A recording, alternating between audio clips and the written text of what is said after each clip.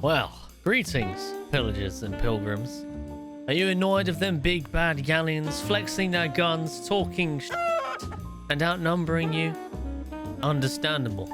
Power comes in numbers, but with the right preparations and the right knowledge, you can have the power to turn the tide in your favor.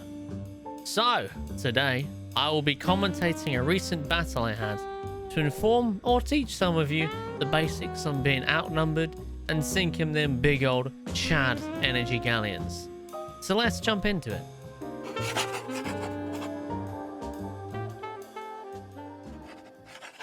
Now, before we get into the scenario, I want to talk about whenever you're outnumbered, it's always important that you stock your ship up and you're actively searching for power items.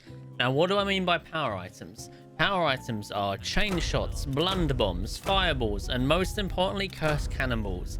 Cursed cannonballs in this game are literally like rocket launchers in Rust. They are so important when you're outnumbered, they really can save the situation. So anyway, let's set the scene. Here we are, Paradise Spring. We've got a galleon, Reaper, grade 5. They obviously know what they're doing. They've got their sails pulled up. These are all good signs for a galleon that's going to have lots of treasure on it, obviously. We're not really sure why they're here yet. I think they were Order of Souls, so probably just killing skeletons. Now, it's always important to know what your opponents are doing. That way you can gauge their skill level somewhat. Always keep your eyes out for rowboats, people rowing kegs towards you, all this kind of crazy stuff. People do it. People sword lunging off the ends of the islands and such. Now, when you approach, make sure you're not approaching into a galleon's broadside. That's the most dumbest thing you can do. As you can see here, the galleon's actually turning for us. So they were waiting for us. That's what they were doing. That's why they were sat so far away from that island. They were waiting for our approach. They're turning to try and make us... Okay, let's pause. This is actually a smart galleon. Okay, and I'll tell you why. Because the way this galleon is moving, they're doing the anchored galleon approach. Now, that doesn't mean that the galleon's actually anchored. It means they're sitting still or they're moving at a very slow pace so that they can maneuver to the maximum. And the way they maneuver encourages us to drive into their broadside. So if you think about it, it's just the galleon is pivoting towards us so that we have to make the move, forcing us to either do long range cannon shots or drive into their broadside, which most people do. Okay, carry on. Okay, so next we're just taking shots. We're taking different layers of shots. This is to establish our distance. Make sure we can get a much more accurate cannon shot, and it also stops the galleon from just open volleying us, because most players can't shoot that well with cannons. Now let's pause before we move on to the next bit. Okay, so next, now whenever you're outnumbered, it's important that you establish an advantage before you open up into the firing range of the enemy.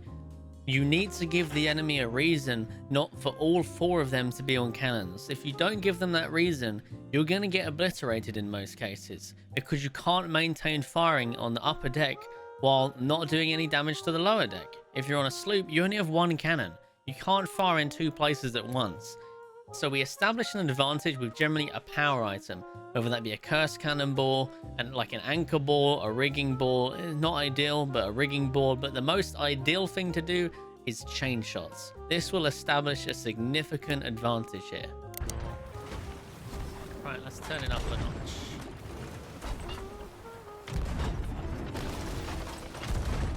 One, 2, 3. Okay, good job. Get us hammered them. Now, of course, chain shot practice really comes into play here. Anyway, I want to talk about what the galleon did next. What the galleon did next is really smart. Now, the galleon had no sails. Don't get me wrong, they weren't going anywhere. But they knew how to pivot their ship with their sails down.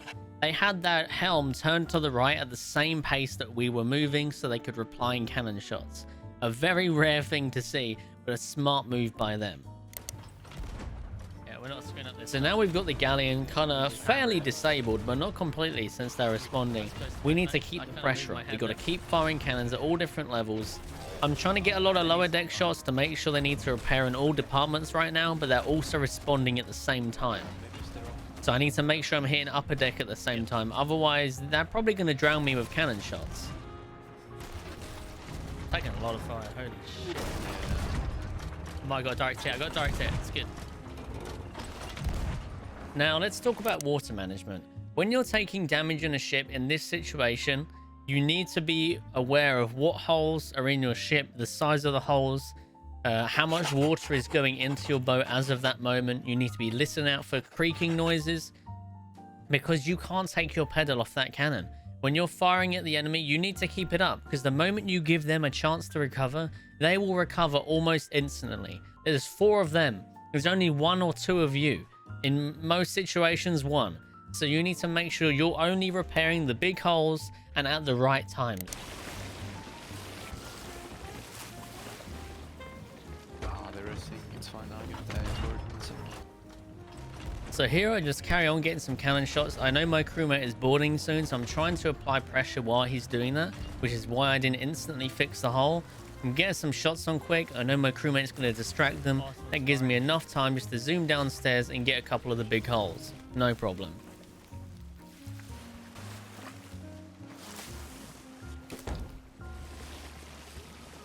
Put them resters, man. So here we are, all fixed. My crewmate is on board that boat still. He's having a good time running around, you know, discussing game politics and such. This gives a good chance to me just keep the fire up, keep firing at that lower deck, keep maintaining that pressure. It's only a matter of time till my crewmate dies in most cases. That's not shots fired, that's just how it is nowadays. Combat is not reliable. Okay, my crewmate's dead, so now I need another distraction. I need another way to keep them busy. Otherwise, all 4 of them are going to jump on cannons and I'm screwed. So, firebombs. Firebombs are the way forward. Firebombs will stop them sitting on cannons being absolute jerks to me. So the play here, I can hear my boat creaking in the background. I'm putting some firebombs out there, put a couple cannonballs in there, and then pop a sleep ball in there to keep them busy. This gives me time to save my boat, and this was a very, very clutch moment. Try not to do this. This was a very, very, very specific timed play.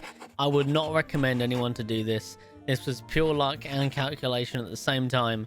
Try not to let your boat get that high. I didn't realize there was additional holes in the front of my boat that there actually was. So yeah, make sure you try and keep on top of that. What was so high?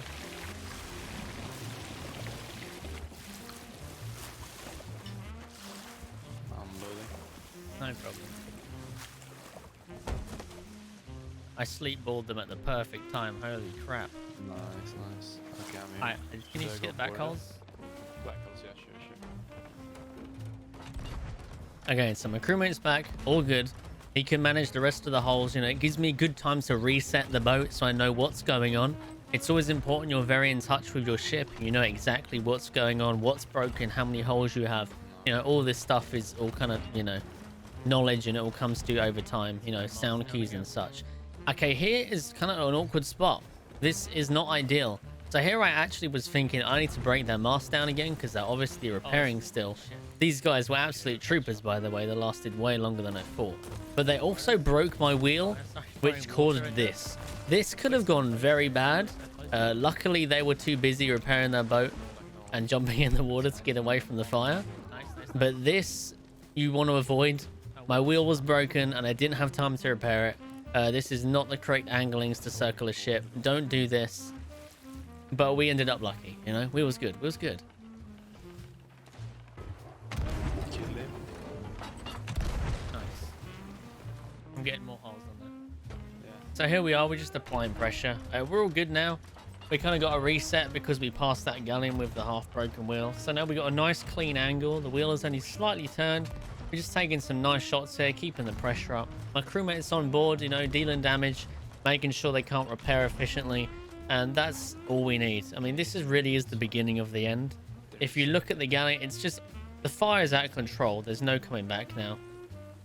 It's pretty much done. This is where they sink. That's just that.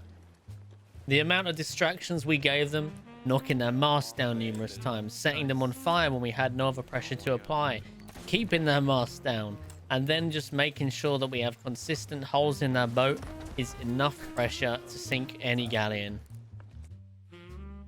And when I say any galleon, I don't mean literally the best crews in the game. It's maybe when you're outnumbered against the best crews in the game, the odds really are stacked against you, so you might have to pull off some miracle stuff to win them fights.